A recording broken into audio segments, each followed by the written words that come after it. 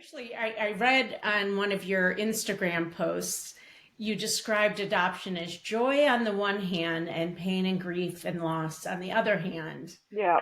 Um, how do you balance these? And tell me more about that. Yeah. Yeah. So that's a really great question.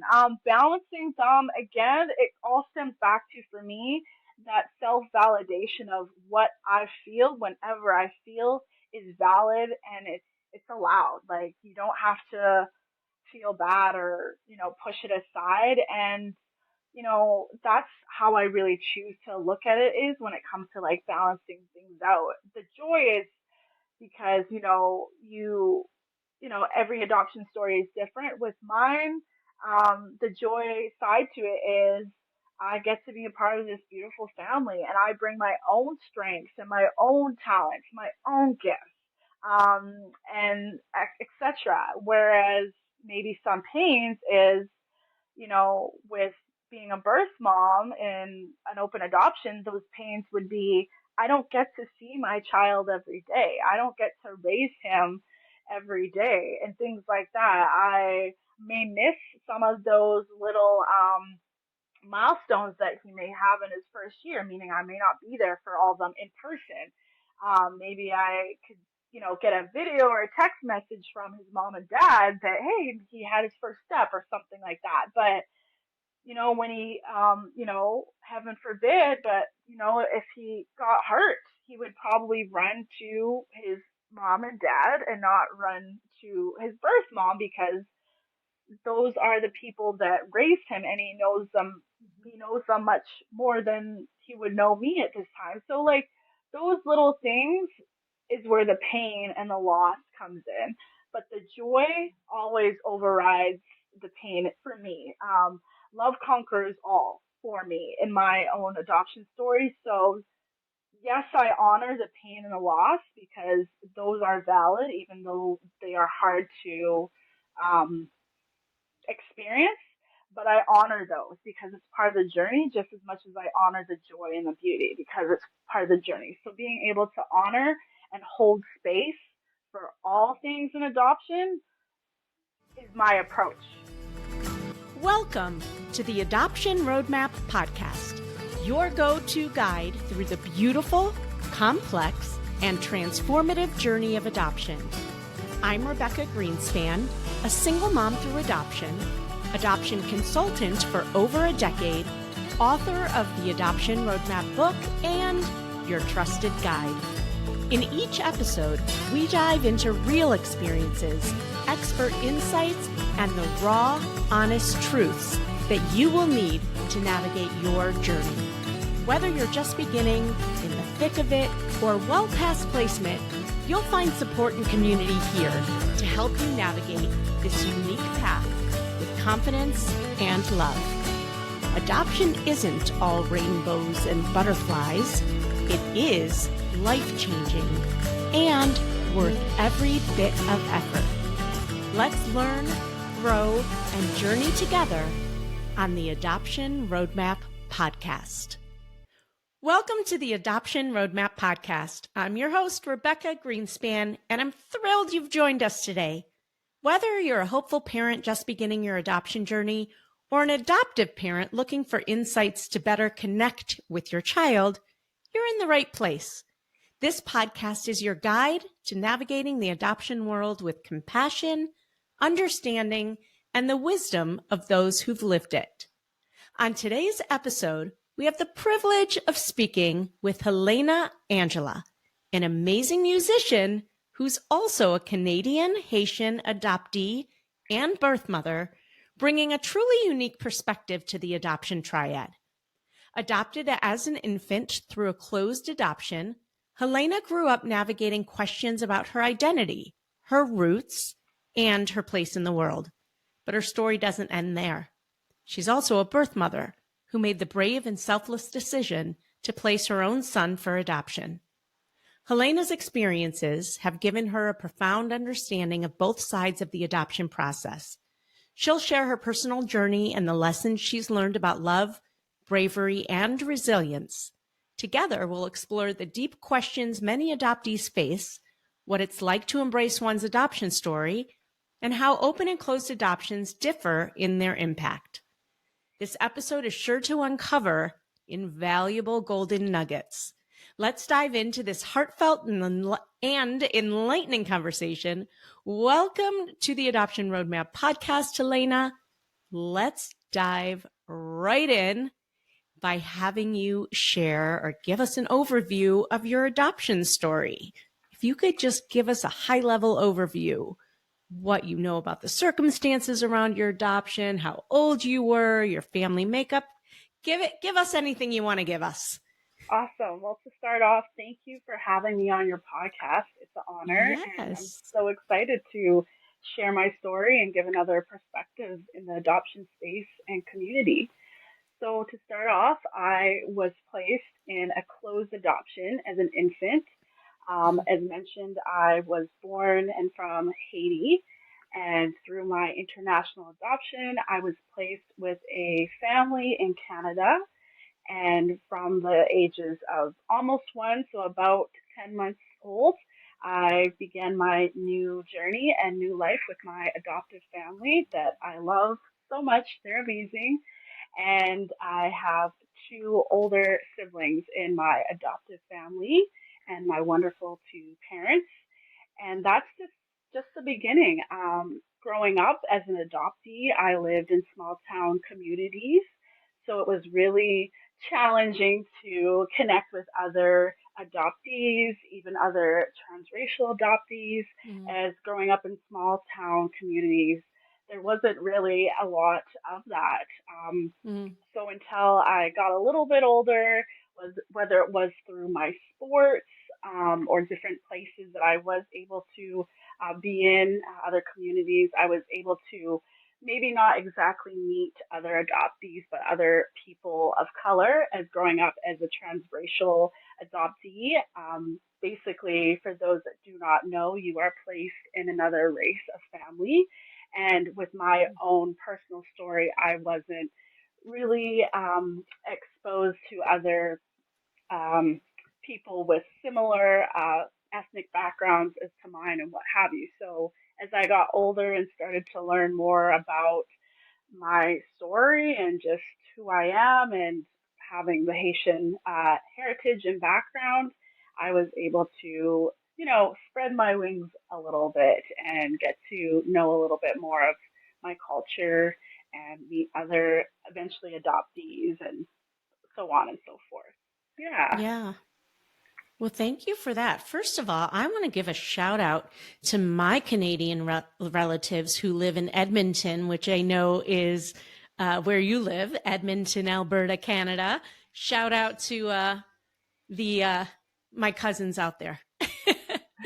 I know it's cold there. We're recording this in December, and there's a snowstorm in Cleveland, Ohio, and there's always a lot of snow in Edmonton.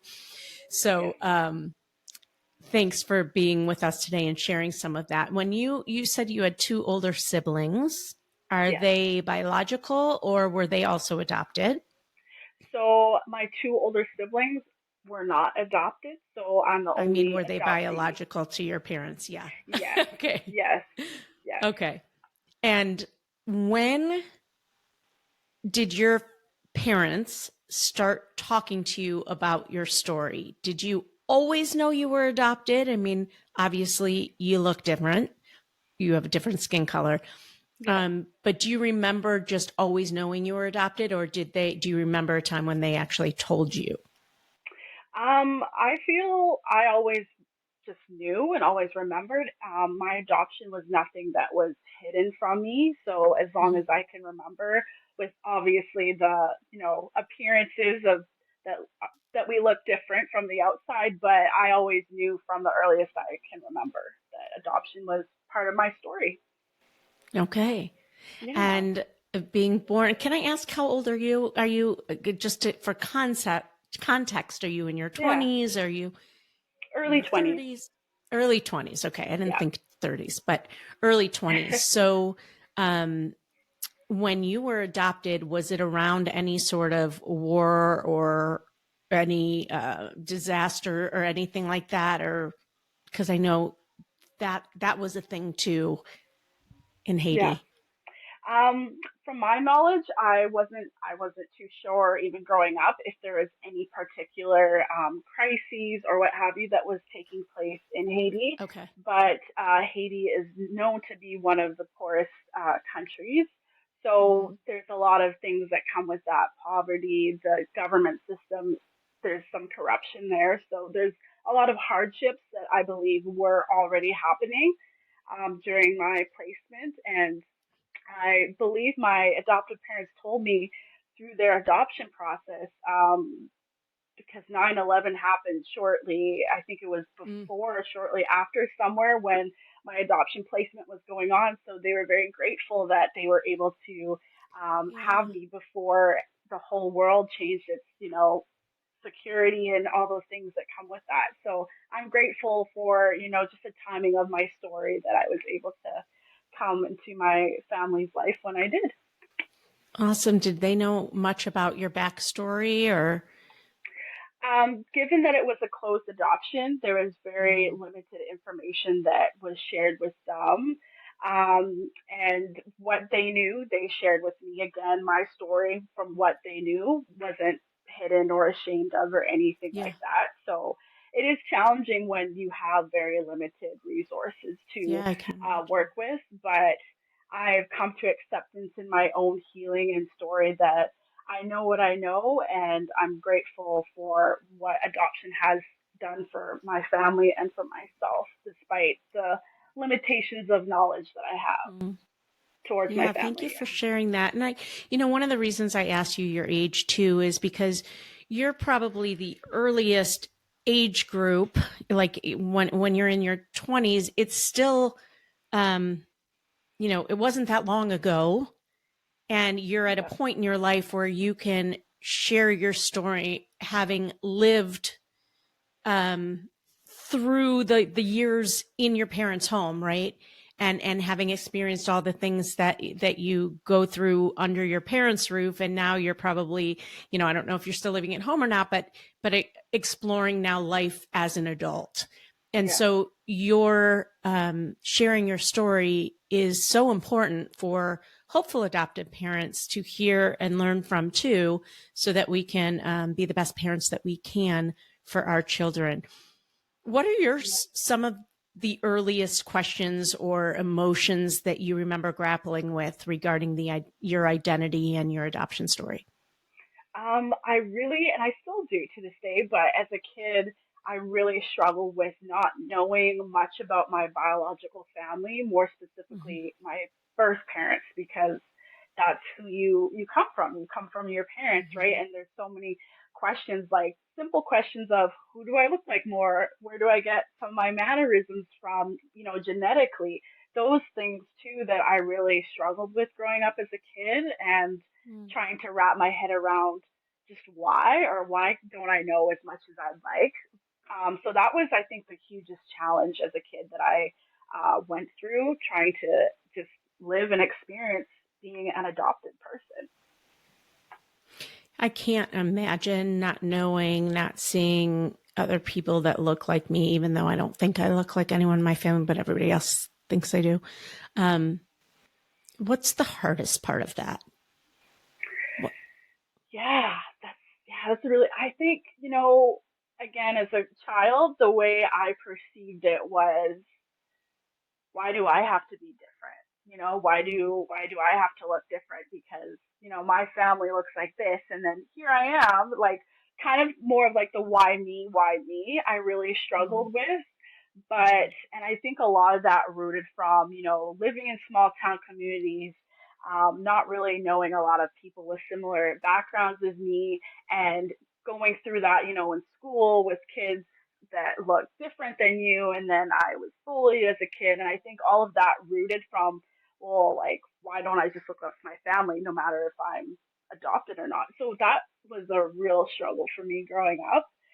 And yeah. then just over time, when I started to accept more of my story and take my healing in a more intimate and serious level, I was like, well, this is who I am, and I love it, and it's beautiful. So yeah. When you were struggling with that, and I'm so glad you're coming into a space where, at this moment in your life, at this time, in this space, that you are more accepting and celebrating of who you are. Did you share those struggles with your parents, and how did they respond to it? Great question.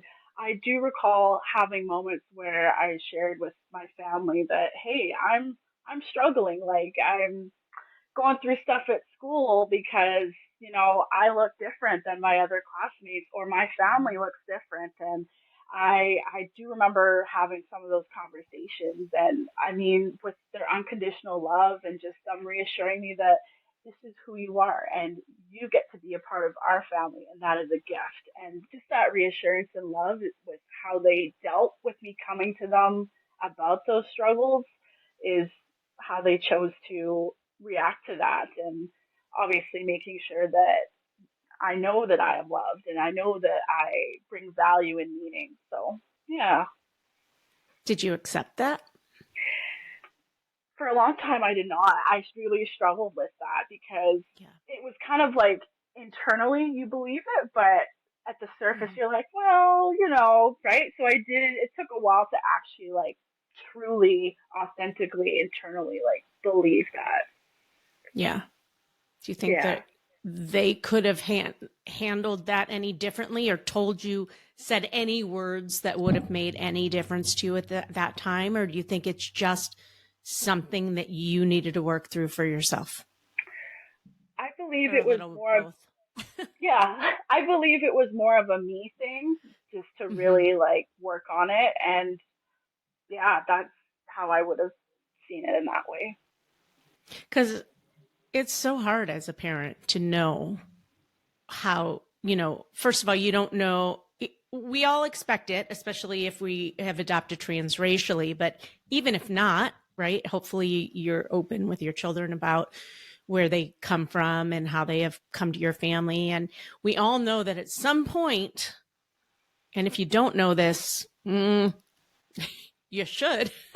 At some point, your child is going to struggle with identity in some way, in some manner, or maybe ask the question, why me?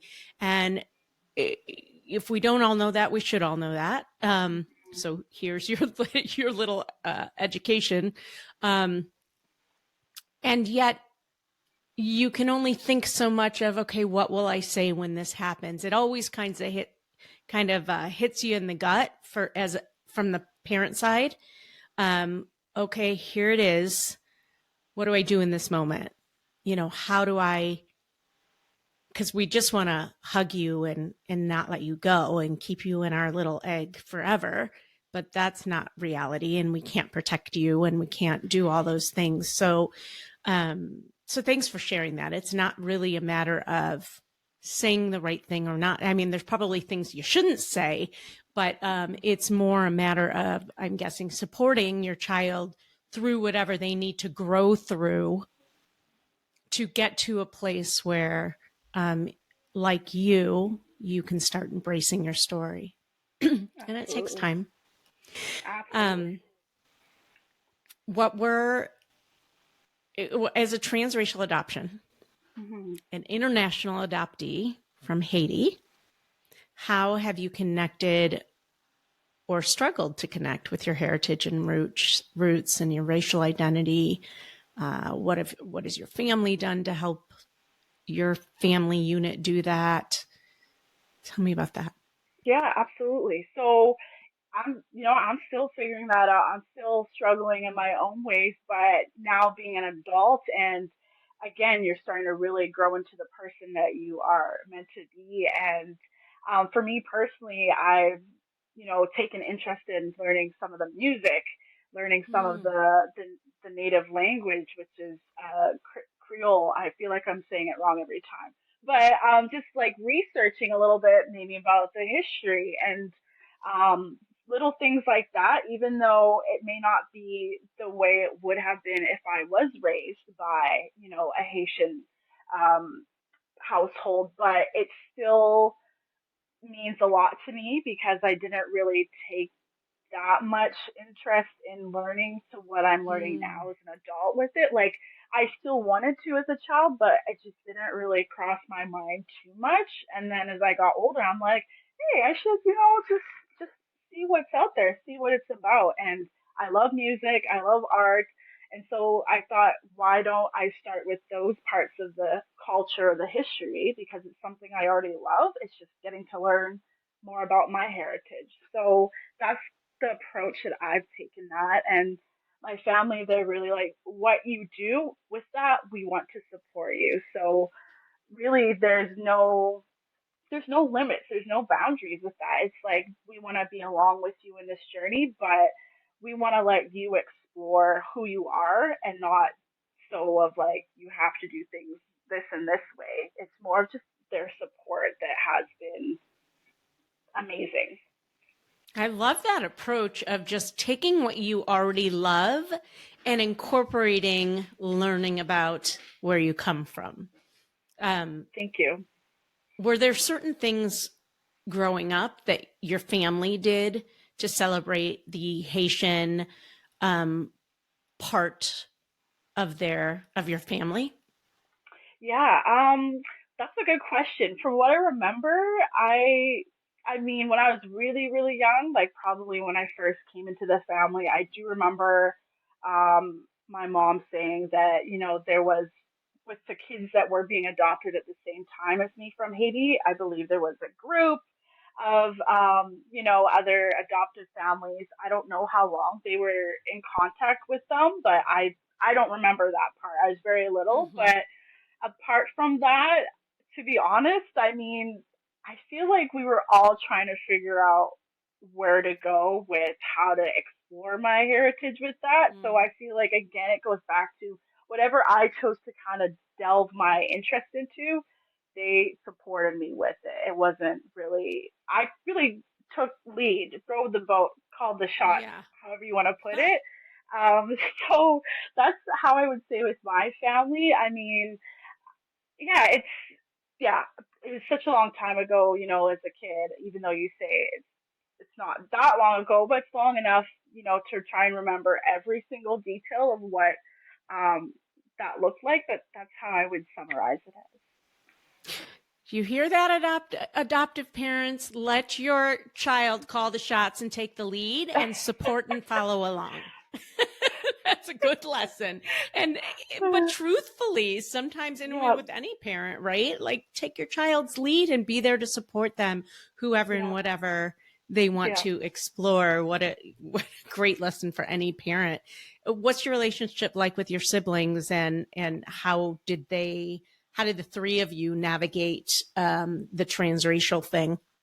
Yeah, I still remember when I was a kid, my mom was saying like one of my siblings, they just adored me right off the get go when I entered the family. The other sibling, took some time to like adjust, but at the end of the day, much love, much respect, and I'm the baby in the family, so they're Yeah. always looking out and making sure I'm good. So again, it's just that consistent, unconditional love, and they just want what's best for me and want me to thrive and be happy in this life and getting to explore my heritage, getting just to grow in my adoption journey. Again, they just want to be there the best way that they know how and that they can as I do life. Yeah. And Yeah. so, would you consider yourselves close still?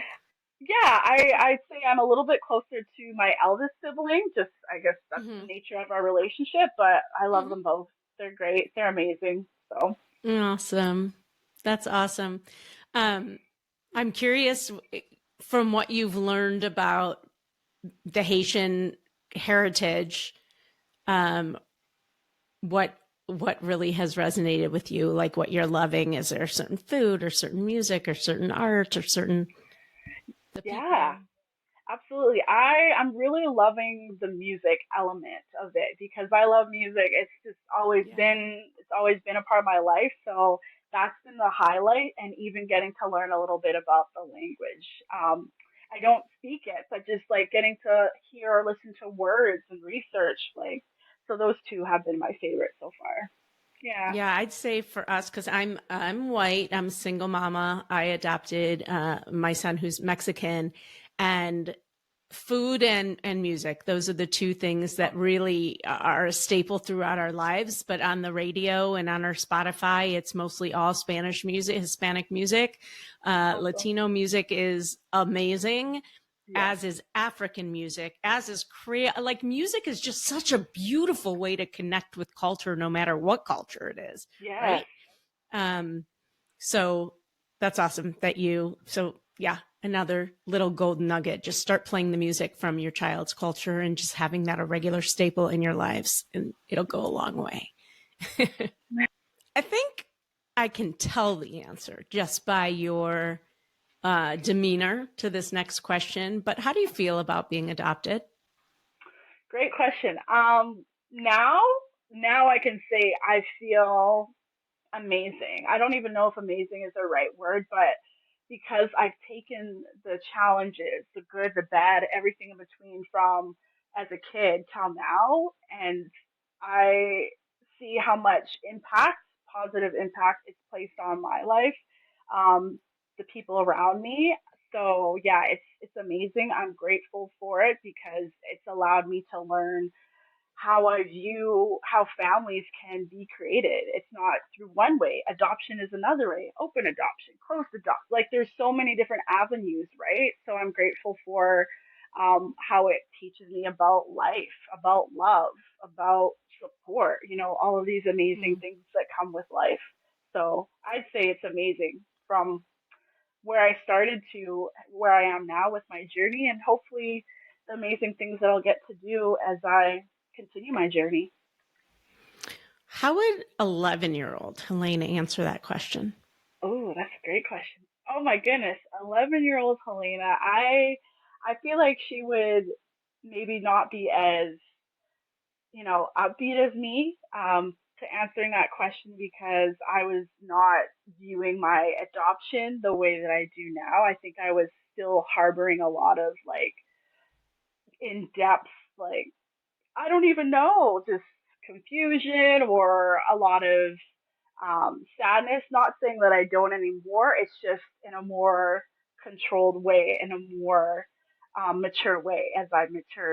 matured and grown.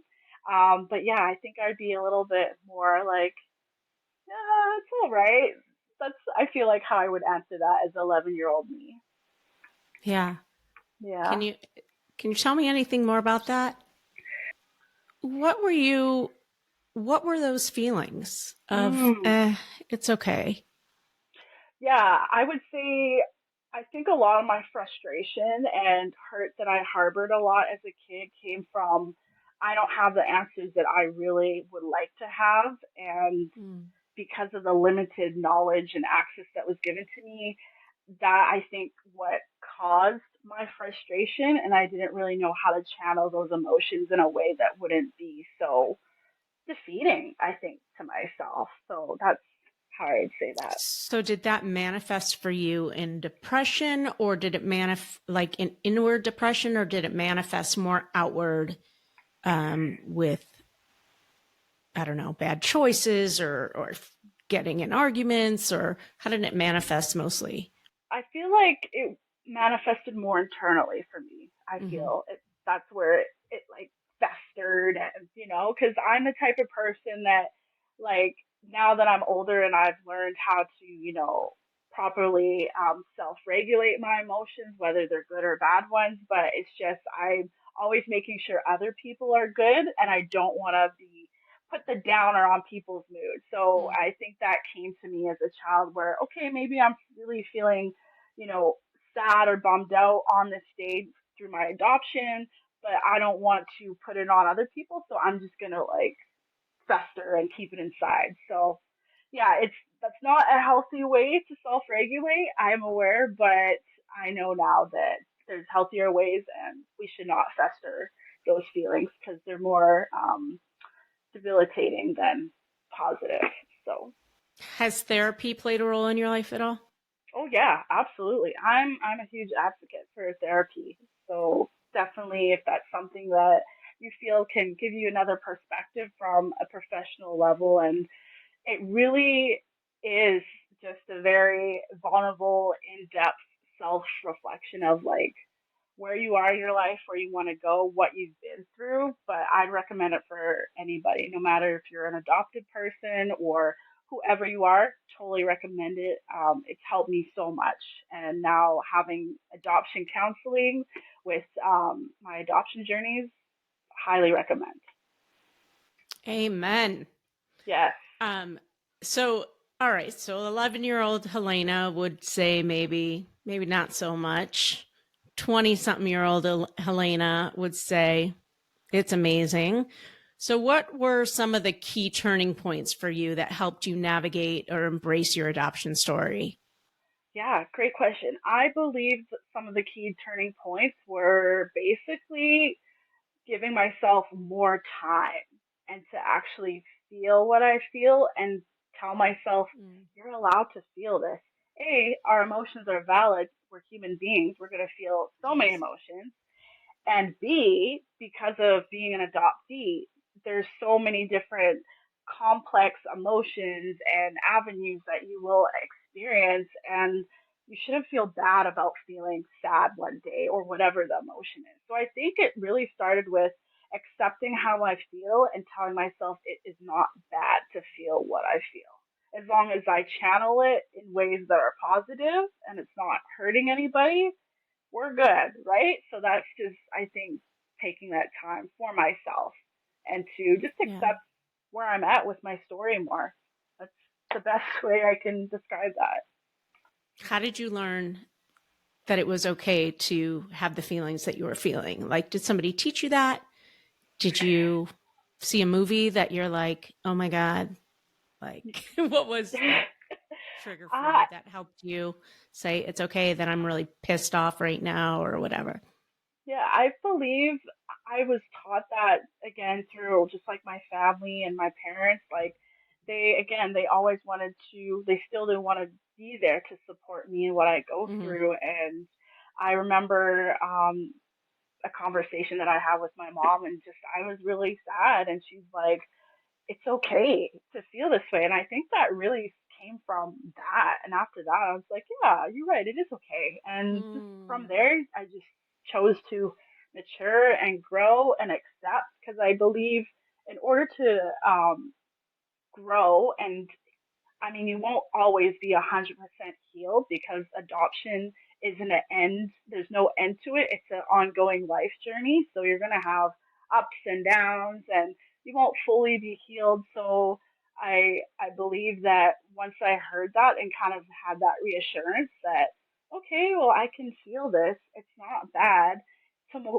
Tomorrow may be fine. The next day may be bad, but that's okay because this is ongoing and it's just part of my life and there's nothing that I should feel like I have to harbor and that I have to hide because it all matters. It's all meaningful and yeah, that's just from there, that's just how it impacted me. You were given permission by the person who loves you the most. So you trusted Yes. that permission. Yes. Mm. Mm. So who was Helena when she found out that she was pregnant? Before we go on, we're going to take a quick break, but don't go away. We still have so much to talk about. Hey there, Adoption Roadmap fam. Are you ready to take the next step on your journey to parenthood? If so, head over to our website and take our quiz. It's called, Are You Ready to Adopt? It's not just about testing your knowledge. It's about making sure you're emotionally and practically prepared for the beautiful, complex journey of adoption. Let's make your dream of parenthood a reality. Go to rgadoptionconsulting.com and take the Are You Ready to Adopt quiz today. That's rgadoptionconsulting.com. The quiz is free, and it will let you know where you are in the process and if you're ready to jump into your adoption journey. So who was Helena when she found out that she was pregnant? Great question. Oh, yeah. First of all, I can't believe it's been a year ago, I was still pregnant. So I'm coming to this point in my journey where, whoa, like, still processing. But a year ago, when I found out, was very, I was shocked for one. I was scared, nervous, and I honestly didn't know what the next step would look like. I remember clearly that I said to myself, I will figure this out, meaning I won't tell anybody. I will just figure out something because I was preparing myself emotionally, mentally for like the worst thing possible. Which is something that I also am working on. Not to always, mentally go there or emotionally go there, but yeah, that's where I was when I first found out. So, um, very scary time. I was very scared, and I think I was then and there knowing that okay, I'm pregnant, I'm growing this life inside of me. I think my emotions also immediately went to this baby. What's the best for this baby? So very, yeah, it was a lot of emotions that came to surface as soon as I found out. Were you living at home at the time? Yes. Did you tell your mama? Yeah, eventually I Eventually, so after you eventually, figured out it was okay to yeah. actually have the feelings and get it out Yep. of you? Yeah, Okay. yeah. I remember when I found out, the first person that I told was a best friend at the time. Mhm. And I was like, yeah, like, I don't know what to do, da da da, because like I was so scared out of my boots. And then she said, I will support you in what you choose, but I think it's best that you tell your family. And I was like, well, my emotions were everywhere. I was so scared. And now when I look back, I'm like, I didn't need to be scared at all because my family constantly reassures their unconditional love and support for me. So I don't know why I thought of the worst thing possible, but eventually a couple days later, I thought on it some more and then I'm like, okay, well, I guess that's what I'm going to have to do. So then I eventually first told one of my siblings first, and then I eventually spoke to my parents about it. But yeah, it was scary because I just didn't know what life was going to look like. Um, so lots was going on. Yeah. I was in a position where, um, yeah, just was not expecting the case of events that took place. I will not go into detail with, but I was not in a relationship at the time with this person, and that's that. I'm not at a place yet to go into detail, but that's a quick little Yeah. summary of where It's I was. okay.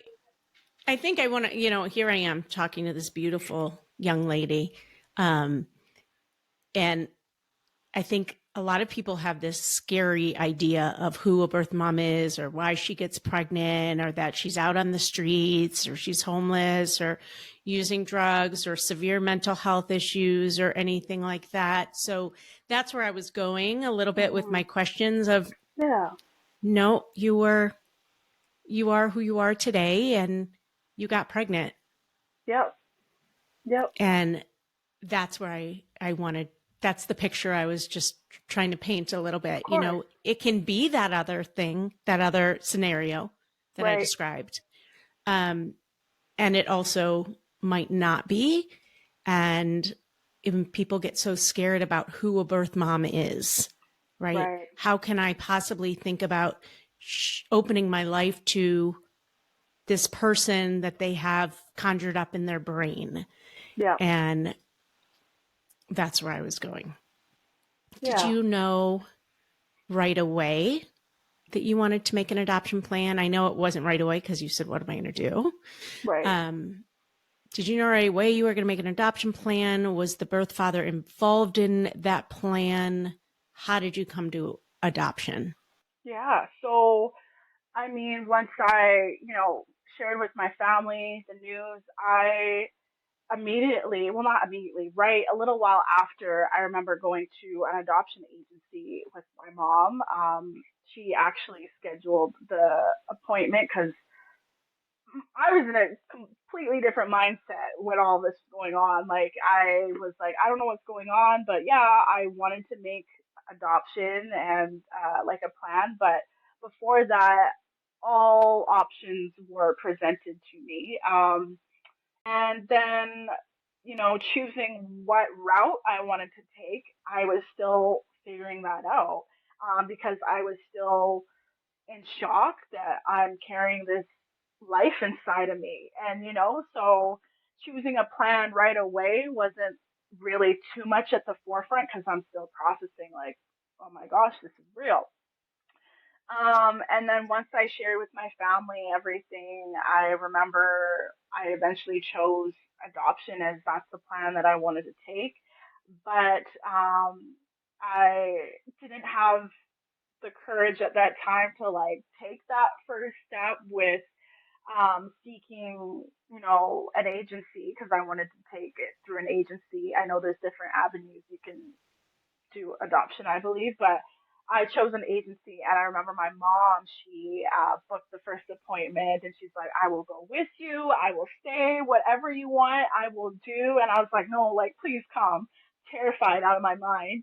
Um, and I just remembered once I had my first appointment at the agency and with the social worker that I still work with to this day because post adoption placement, I'm seeking, counseling, of course. So she's amazing, my social worker. I know she keeps saying, you created this journey for you and your child, so you should give yourself the credit. And I'm like, but you helped me get to this because, all of the legal stuff that has to go into the adoption process, I couldn't do that without my social worker. But so once that process started, I felt more like I can do this and everything's going to be okay. Still scared out of my mind, but that's kind of where Helena was at way back when she first found out. So, when was it you or your mom who first brought up the idea of adoption? I did consider it before I even like had her bring it up herself, but she was the first one to say it out loud.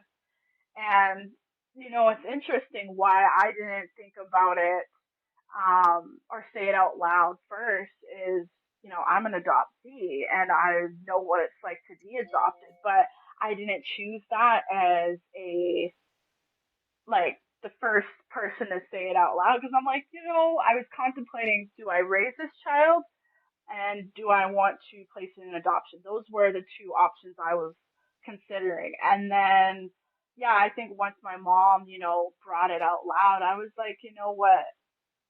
As long as I get to have a say in how this adoption process falls out or works out, then I kind of was like, okay, like let's look into that because I was so afraid that what happens if my child gets put in a closed adoption. I don't want that for my child because I know that it can be really, I don't want them to go through the exact same way that a closed adoption can impact a person that is adopted. I'm not saying all closed adoptions end up the way that mine have. Some adoptees reunite with their birth families when they're from a closed adoption. Some don't. But I was like a little bit scared because if this is going to be a closed adoption, I feel like I would maybe want to raise my child. So as soon as I came to open adoption and knowing what that was, I'm like, this sounds amazing. And that kind of is how the open adoption journey started, really, for me. Did you consider parenting this child? I did. I was, and that's I was really contemplating that and adoption. And then I remember I was weighing out the pros and cons for each because I'm like, what is more so the best interest for my child, but also what is good for me as well. And once I was able to weigh out my pros and cons, open adoption was the answer that seemed like the best fit for me out of the two. Did the birth father come in the picture at all as far as helping to make the decision or being part of any decisions? Nope, not involved at all. Nope. Okay. And without getting into all the details, I assume that was because of whatever the scenario was around the Yeah. pregnancy. Yeah. Okay. Um, in a, from what I understand in Canada, are all adoptions through the public, through the state, like through the province or something? Um, well, the adoption agency that I work with, it is, I believe, province wide. It depends, I think, where you're at, and what the laws and regulations are. But for me, what I know that the one that I'm with is province wide. Yeah, So, I think but it's more like there's not private adoption like in the States. It goes through a whole different system from the little I understand. Okay, so your mom kind of chose the agency. Was it no, it was a different agency because you were international. Um, yeah. did your mom choose the agency or just make the appointment and you chose where to go? I think Um, there's only one choice, right?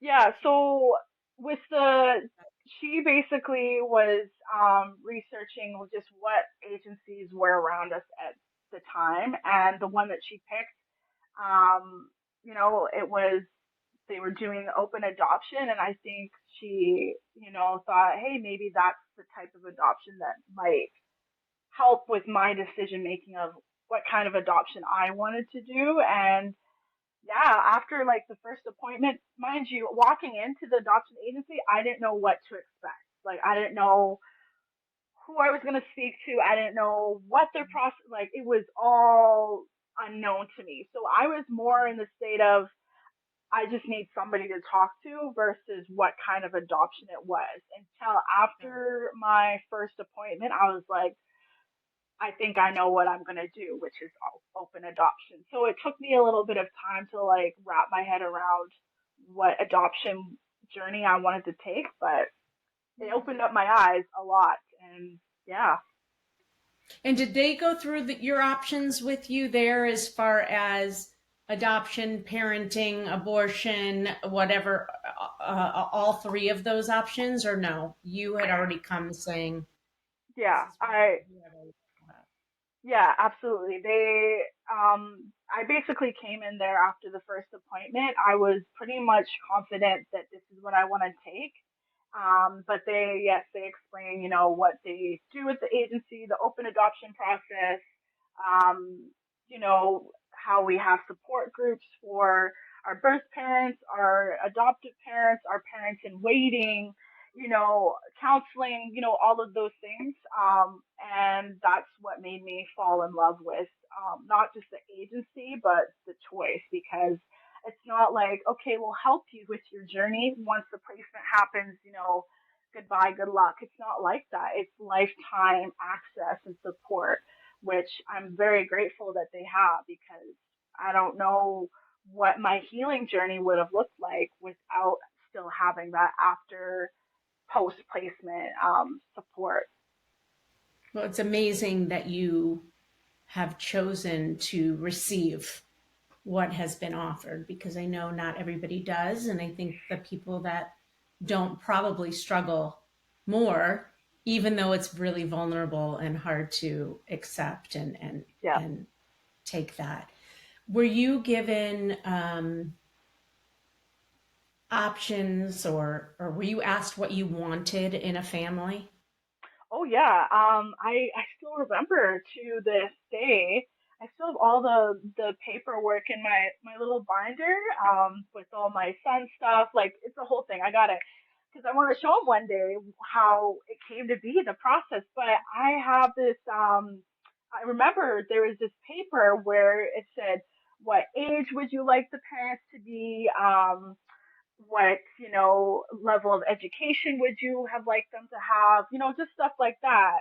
And which I didn't know. Again, I didn't know that that was part of the process. You get to like really pick, but you do. And I'm like, this is amazing. So I was so grateful that I was able to have like a really in-depth say of who the parents of my child were going to be. And in Canada, do you see like profiles of families, like books, Yeah. So pictures, and all of that? yeah, we have home study files. So Yeah. basically, a package of just talking about who they are as people, and if it's like a married couple or a common law couple, then it will share a little bit about how their relationship, like so many stuff about them. When I was reading the files, I'm like, I almost feel like I shouldn't be reading these because I'm reading everything about, their life and who they are, but they don't have anything really about me until I get to meet them. So I felt a little bit weird, but I'm like, this is just a process. It's in a safe environment. It's just very foreign to me because I didn't know what the adoption process looked like for this, but it was really, really eye opening and really in depth. Like it's a lot of information to receive, and it's overwhelming. I would say very overwhelming and stressful, but it I'm grateful for it. All the processes and steps. Like, were you seeing like how much money they make, what they do for a living? Yep. Wow. Okay. So you saw the whole home study, which Yep. is not how they do it in the US for the most part. There are some agencies that will share that information and think that the birth mother has every right, or the expectant mother has every right to see all of that. And then most agencies don't. So we have to create what we call adoption profile books, which is like a Shutterfly book. It's Okay. like a picture book with a letter to the expectant mom, all sorts of things about what we like to do, our hobbies, and it's in the words of the hopeful parent. So it's not like it's written up by, you're not just like answering questions, but you're kind of writing to the expectant mom. So it's a little bit different. Um, Okay. but that's interesting because I was going to ask you, was there any language that really offended you as you were going through these books? But it was written differently, I think. Yeah. Sounds like that's Yeah. that's interesting though. So, Yeah. what stood out to you as you were choosing a family? Yeah. I mean, again, it's like as a birth parent, while you're sitting down and reading these files, your mind is almost in two places at once. Meaning, as you're reading through these files, you're making a mental note of these are what these people are, and this is who they are like, and what they aim to be as prospective parents. But then you're also thinking about, if I were like to raise this child, how would I like to see it? Even though you're choosing parents for them, so it's like you're thinking about kind of two things at once, at least for me. So things that stood out were like, what are their morals and beliefs? What do they value? How are their views on, you know, transracial families or interracial families? Because now I was tracking down on, okay, this is going to likely be a transracial adoption. So what are their views on that? What are their views on mental health and wellness? Because I'm huge on that. What are their views on family? Because I'm huge. Like you have to think so hard, and that's where it comes, where the overwhelmment comes, and the stress comes, the sadness comes, because you're choosing parents for your child that you won't be raising day to day. So it's like it's hard, but it's beautiful, but it's like so many emotions. It's a lot. Yeah. I read on one of your Instagram posts, you described adoption as joy on the one hand and pain and grief and loss on the other hand. Yeah. Um, how do you balance these? And tell me more about that. Yeah. So That's a really great question.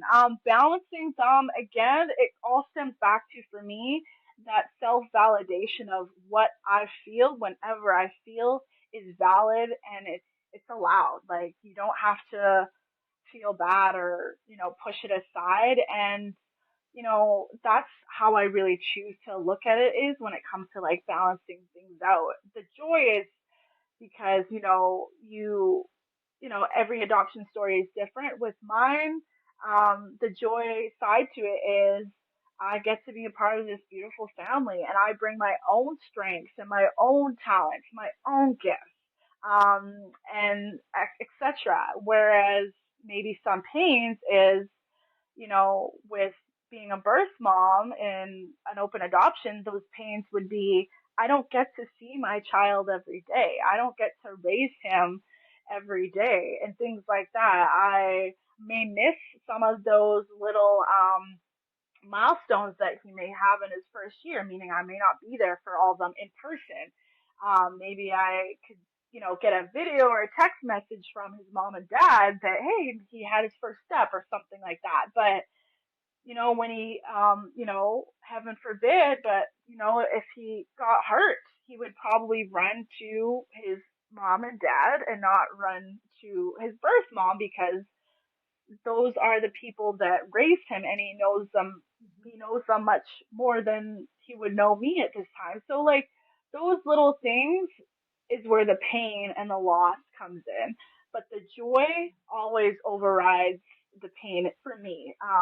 Love conquers all for me in my own adoption story. So yes, I honor the pain and the loss because those are valid, even though they are hard to um, experience, but I honor those because it's part of the journey just as much as I honor the joy and the beauty because it's part of the journey. So being able to honor and hold space for all things in adoption is my approach. Did you ever feel judgment? Yeah. Oh yeah. Oh yeah. And judgment more so towards the outside world, meaning people that may not be connected or associated to adoption directly. There's so much stigma and judgment. Like you mentioned, a lot of people have these misconceptions about what birth parents should be or what they look like. Same thing with adoptive parents. Some people have, well, adoptive parents should be this, or I didn't know adoptive parents. Like, just so much of that. So yeah, I definitely when I'm, you know, you know, outside of the adoption space, I do have my little shield up sometimes, depending what we're talking about, where I'm like, you could judge me, but I always have to remind myself that my story matters and I know my story. I got to create this story. And as long as I remind myself that everything else, every, negative judgment or comment, I try to not let that get to me. Right. So yeah. You're a year out. Any regrets? Um, no. I wishes, yes. I still like, that coping with this is a lifelong loss with the loss of being able to parent my child, but regret, no, because I'm seeing my son and he's thriving, he's happy, he's healthy, his parents are amazing. I'm grateful that I got to pick them. And with all that, I don't feel any regret with the choice that I made. I tell a lot of my families that with openness, birth moms, because a lot of people are scared that it means co-parenting. And I assure them that it's not co-parenting or else she would have parented. She wants to see that she made the right decision in you. And the way she can do that is by seeing her child thrive and be happy and do all these wonderful things that you're going to provide for them, hopefully.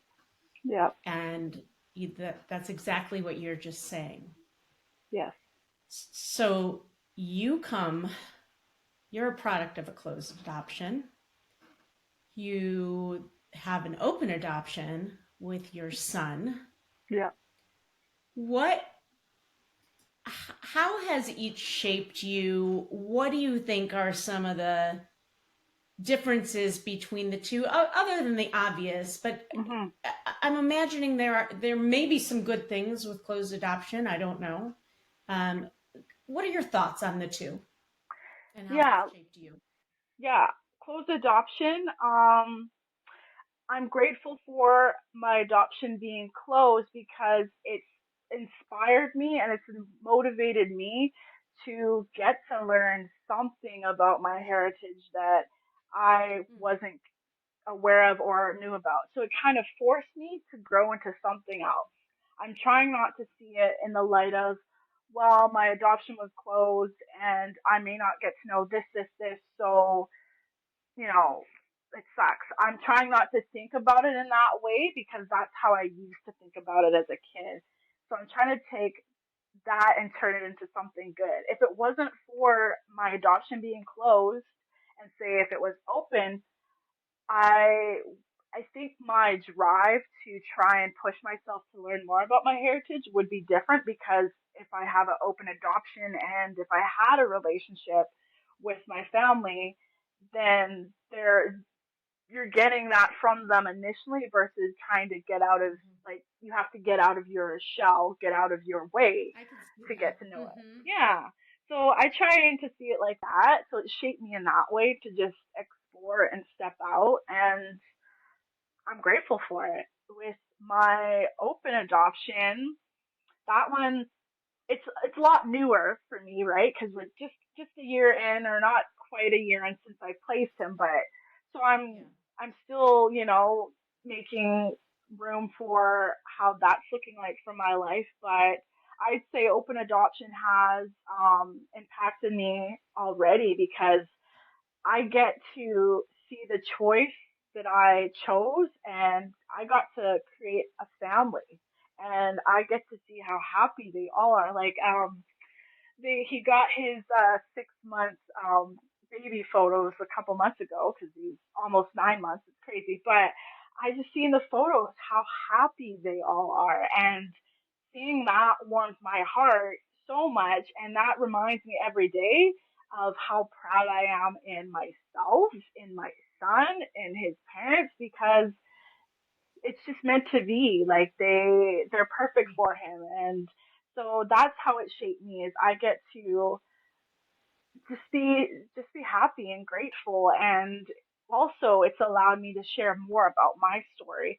not as just a birth mom, but as an adoptee. So I feel it's allowed me to be on a podcast, or I've been able to speak at a seminar as being a birth parent. So it's allowed me to be more open and out loud with my stories and not only sharing it in the adoption space, but with anybody. Like now, if somebody, talks about adoption to me, I'd be more open to share my story versus way back. I was like, yeah, I really don't feel like I want to talk about it. So it's allowed me to be open and out loud with everybody, and I love it. That's so beautiful. And if you're not watching the video of this, I recommend it because, Helena, that was the most lit up you've been in this whole conversation was talking about the beauty of open adoption.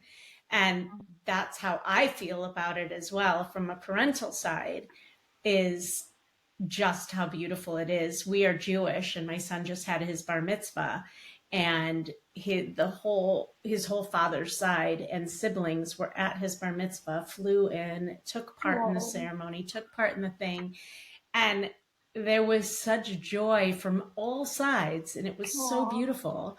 And I just saw all that being illuminated from you as you were talking about your son. So thank you for sharing that.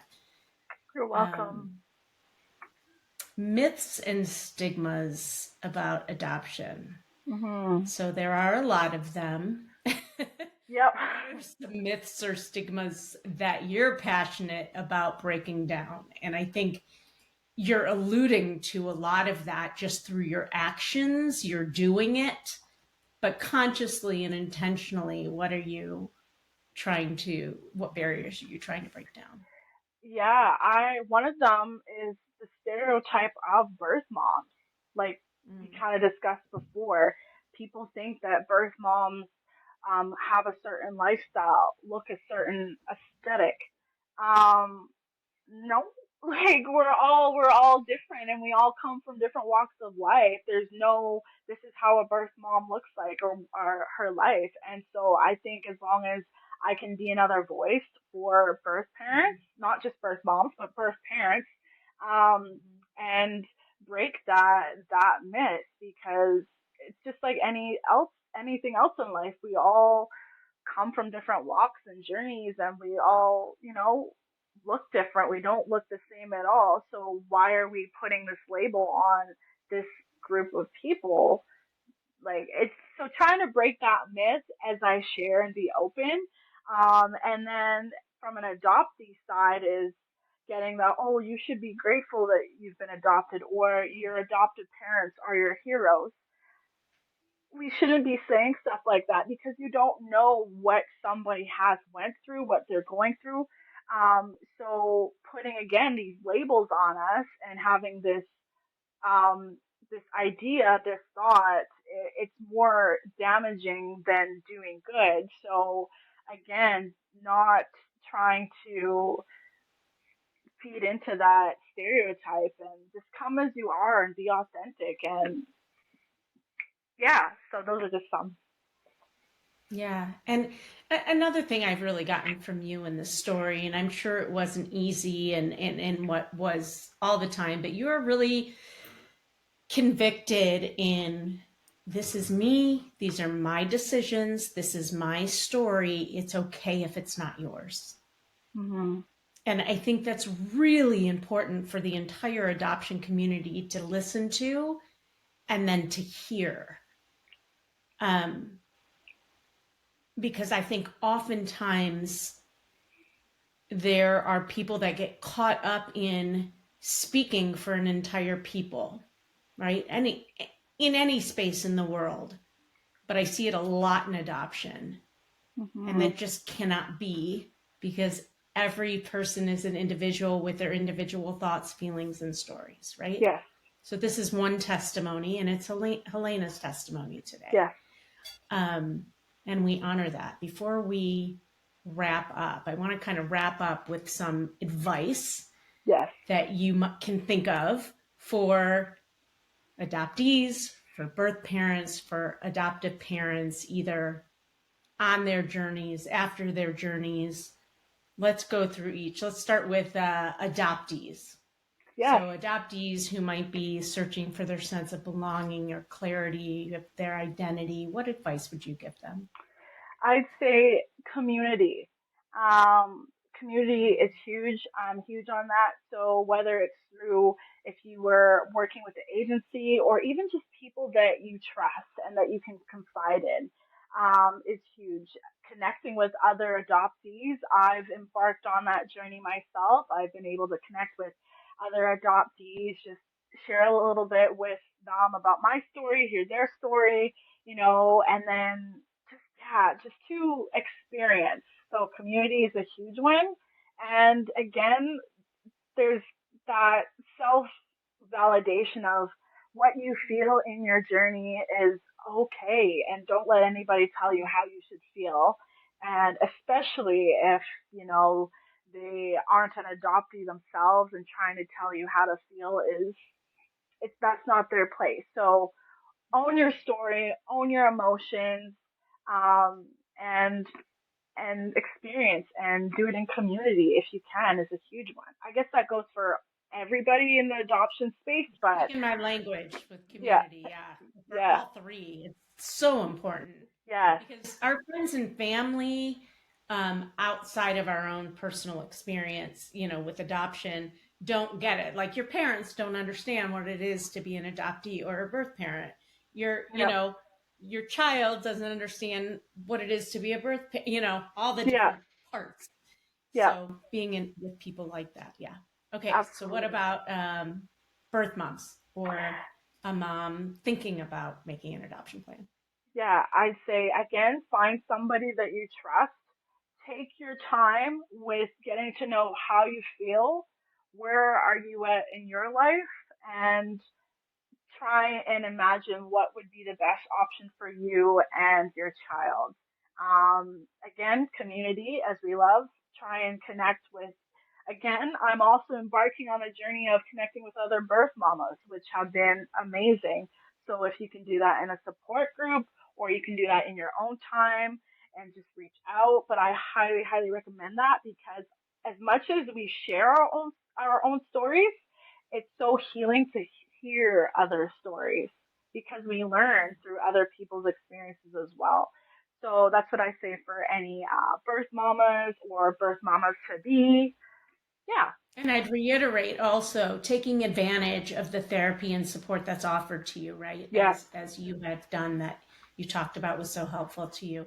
Yeah. And what about for hopeful adoptive parents or adoptive parents? How can we be better parents for our children? Of course. Always honor your child's adoption story, and always reassure them with love and acceptance and support, and walk through them with this journey of adoption. And you're going to make mistakes. You're going to experience complex of emotions. That's okay, because we're humans and we're not perfect. But if you see it in that way and be open minded, it really makes an impact on your child. And um, it's, yeah, that's the best that I could. It's hard to really speak about because I'm not an adoptive parent, but that's through what I see with my adoptive parents and with Malachi's adoptive parents. That's what Yeah, I see and through you them. for sure. And Yeah. you received, right? And Yes. sometimes we look to you to say, what could we have done different? Yeah. Tell us. And one thing you said earlier was sometimes let your child lead the way and follow them. Yeah. Follow their lead. Yep. Support them in where they want to go. Absolutely. This was awesome. So many golden nuggets that I Yes. think people will walk away with. And we're going to end with a quick fire round. The first one being a shout out to someone who has influenced you positively in the adoption world Absolutely. or on your adoption journey. Yeah, I'd say a huge shout out to my social worker at my adoption agency. She knows who she is.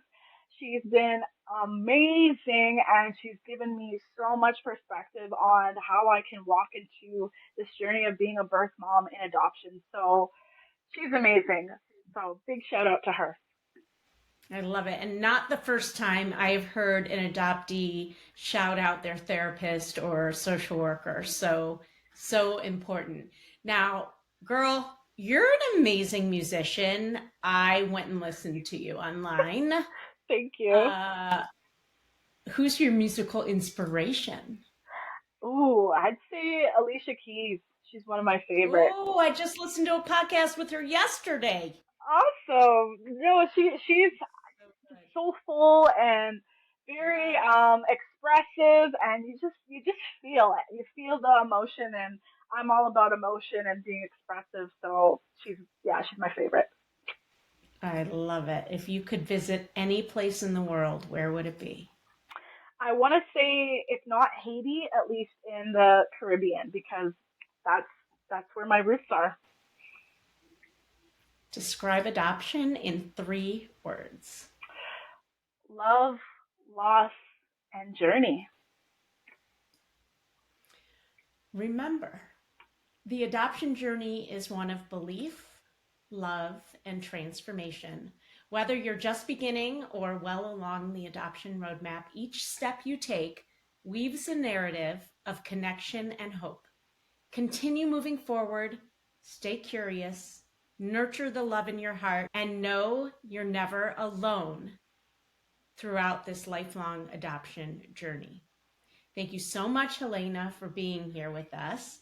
If you enjoyed today's adoption roadmap podcast episode, that's a mouthful, please do take a moment to rate and review us.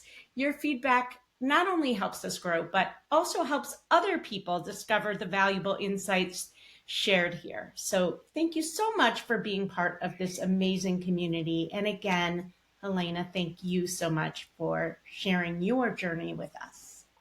Thank you so much for having me. It was a pleasure. Well, I hope you enjoyed that episode of the Adoption Roadmap podcast. If you did, I have a few favors to ask of you. First, please hit subscribe so you never miss an episode. And while you're at it, I'd love to hear your takeaways. Please write a review and let me know what you liked. And if you have a question or a suggestion on what you'd like to hear, I'd love to hear that too. Please shoot me an email at support@rgadoptionconsulting.com and let me know what you'd like to hear about. And if you have a question, I may just answer it online. Thanks again for listening. Tune in every Wednesday and Friday morning for a brand new episode of the Adoption Roadmap podcast. Until next time, bye-bye.